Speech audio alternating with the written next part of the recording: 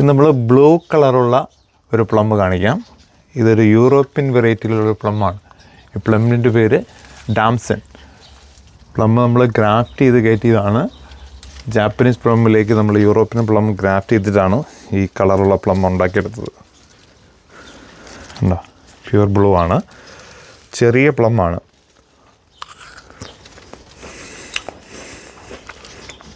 പഴുത്ത് കഴിഞ്ഞാൽ ഒരു ഗ്രീനിഷ് കളറ് ഒരു യെല്ലോ കളറിലേക്ക് വരും.